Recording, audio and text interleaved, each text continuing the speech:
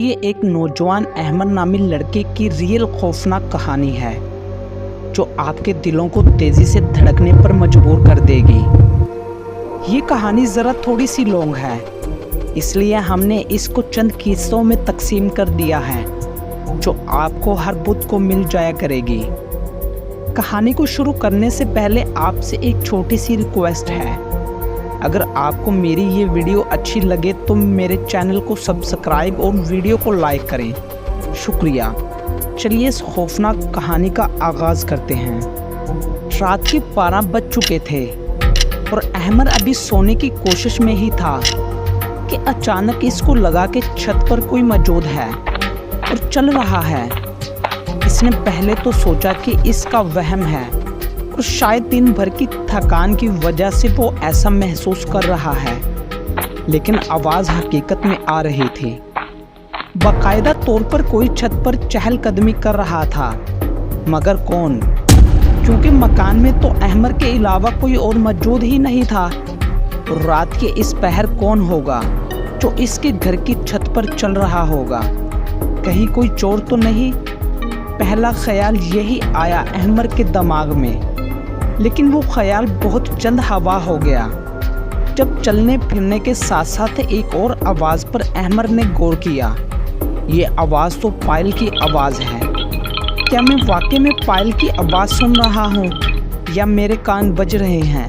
احمد نے خود سے سوال کیا، لیکن اب پائل کی آواز اور بھی واضح ہوتی جا رہی تھی۔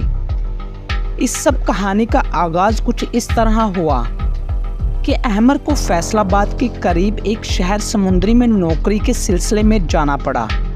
سب سے پہلا چیلنج احمد کو یہ درپیش تھا کہ اس پرائے شہر میں رہائش کہاں اختیار کی جائے۔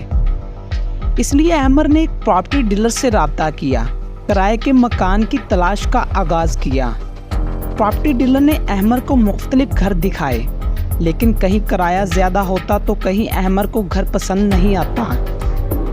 احمد تھا بھی کنوارا تو اس کو کوئی اتنا بڑا گھر تو چاہیے نہیں تھا، اس کو تو ایک کمرہ بھی چلتا، لیکن اس طرح کوئی آپشن موجود نہیں تھا۔ بالآخر پراپرٹی ڈیلر نے احمد کو ایک گھر دکھایا جو سائز میں بھی مناسب تھا، اور سب سے اچھی بات کہ اس کا کرایہ تقریباً نہ ہونے کے برابر تھا۔ احمد نے جب کرایہ سنا تو فوراً راضی ہو گیا۔ گھر کا نقشہ کچھ اس طرح تھا کہ سنگل سٹوری گھر تھا جس میں 2 کمرے تھے، ایک برآمدہ تھا، ایک صحن، اور اس صحن کے دائیں جانب کچن تھا اور بائیں جانب باتھ روم، اور صحن میں سے ہی سیڑھیاں اوپر چھت پر جا رہی تھی، اور صحن کے آخر میں مرکزی دروازہ تھا جو گھر کے باہر گلی میں کھلتا تھا۔ کمرے تو 2 تھے، لیکن ایک کمرہ کو تالا لگا ہوا تھا اور احمد کو بتایا گیا تھا کہ اس میں مالک مکان کا کچھ ضروری سامان پڑا ہوا ہے، اور اس لیے یہ کمرہ وہ نہ کھول سکتا ہے اور نہ ہی استعمال کر سکتا ہے۔ احمد کو رہنے کے لیے ویسے بھی ایک کمرہ چاہیے تھا، اور یہاں تو اس کو اتنا بڑا گھر مل گیا تھا۔ اس نے حامی بھر لی، ایڈوانس وغیرہ دے کر وہ گھر میں شفٹ ہو گیا۔ اس کا سامان ہی کتنا تھا، ایک چارپائی، ایک صندوق جس میں کپڑے تھے، اور اس کے علاوہ کچھ ضرورت کی اور چیزیں، سب ایک ہی کمرے میں آ گیا۔ احمد کے دن بہت اچھے سے گزر رہے تھے۔ شہر چھوٹا تھا لیکن مخلص لوگ سے بھرا ہوا، سوائے اس کے محلے والوں کے جو اس کے نہایت عجیب نظروں سے دیکھا کرتے تھے، جیسے وہ کوئی خلائی مخلوق ہو۔ احمد کو 1 ہفتہ ہو گیا تھا اس گھر میں رہتے ہوئے، اور ابھی تک وہ بہت سکون سے رہ رہا تھا، یہاں تک کہ آج کی رات آئی جب اسے پہلی بار محسوس ہوا تھا کہ چھت پر کوئی موجود ہے اور پائل کی آواز سن رہا تھا۔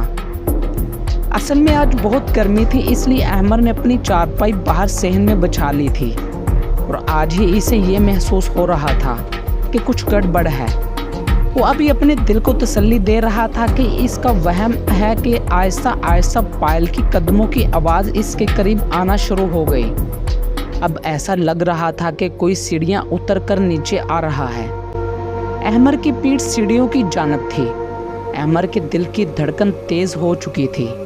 اچانک اسے محسوس ہوا کہ وہ جو کوئی بھی ہے سیڑھیوں پر ہی کھڑا ہو کر اس کو دیکھ رہا ہے۔ اس کے ماتھے پر پسینہ سا آ گیا اور رونگٹے کھڑے ہو گئے۔ लेकिन थोड़ी देर बाद वही कदम वापस ऊपर की जानब जाने लगे और वो पायल की आवाज़ भी अब मध्यम होती जा रही थी। और फिर वो सब आवाज़ थम गई, जैसे जो कोई भी आया था अब वापस चला गया हो। अहमर को फ़ज़ा में जो एक बोझलपन सा महसूस होने लगा था वो अब ख़त्म हो गया था और फिर न जाने कब इसकी आंख लग गई। लेकिन ये तो अभी शुरुआत थी, अभी तो आगे बहुत कुछ होना बाकी था, बहुत कुछ देखना बाकी था। इस कहानी का बकिया हिस्सा देखिए अगले बुध को।